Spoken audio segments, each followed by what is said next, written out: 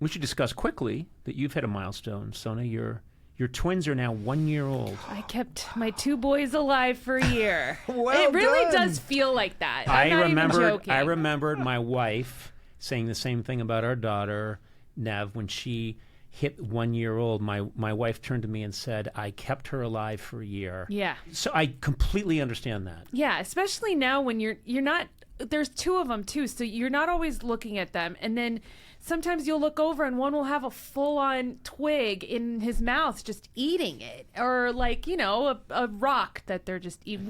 Where do they get a hold of these twigs and rocks? Are you in the house or outside of the house? We chill outside. You're feeding your kids twigs and rocks? Well, that's not the twig I gave you to eat. One time I was in the same room with them, and they opened up the glass sliding door, and they crawled outside. And I didn't know until I heard Mikey squeal with just laughter. And I look over, and they're not in the house at all. God. They've just fully crawled. I was in the same room with them. So this is why I'm really excited. Then you hear a car that start up. I kept them alive. They hotwired the car. Road trip. That's hilarious. Yeah. It'll always make me laugh when either a little child wanders off camera and there's a pause, or an animal wanders, and then you hear a car start up. It always cracks me up when a puppy rounds the corner and then you hear a car start up. Yeah. But your feelings toward Charlie haven't gotten any better, and I think that I have beef with Charlie. Yeah. But it's been months, and he's a 1-year-old. But every time you're like, "How's Mikey doing?" I'm like, "I have 2 kids." I intentionally only ask how Mikey is because Charlie didn't laugh when I was doing my shtick, and man, was I working it. He wasn't going for it, so I decided, all right, this isn't happening. He's between dead us. to you. He's dead to me. He was so little. He was a little baby. So what? Okay. He dissed me, and it's up to him to settle the beef. That's He's the way going to to look drive at to it. your house and settle it. Well, congratulations. That's Thank a big you. deal. Thank you very much. I know. But now they can move and walk. Yeah. I remember I remember very clearly when you told me that the babies had been born. Because in the womb, I didn't know what to call them. I called them Rub and Tug. You did. We've never really discussed this, but you called my babies Rub and Tug. Yeah, because they didn't have names yet. And then you said, I've given them these great old ancestral Armenian names, Mikey and Charlie.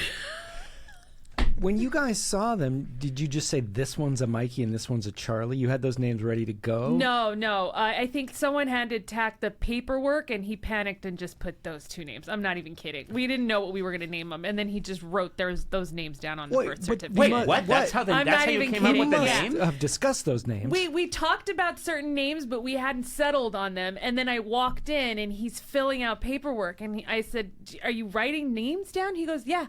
And I'm like, which names? He also wrote down their religion as Islam. Oh, I panicked. I just wrote Islam. Hey, for city of birth, you wrote Akron, Ohio. I just panicked. Wait, these aren't their footprints that you put in there. I know, I panicked. I used our cat's paw print and our adorable's footprint. I just panicked. He did. You said right here, occupation astronaut. An oil speculator. I panicked. I thought I had to write something, so I wrote it down. I would love that if all these crucial things were handled by, hey, our kids are going to the military academy? I panicked. They're going to West Point. They're 5, Tack. Can you believe they got in? I panicked. Oh man, it is. It's fun, and Glenn's not far behind because she's exactly 3 months younger than the boys. Yeah, so she's 9 months she's now. 9 months, and acting every day of it.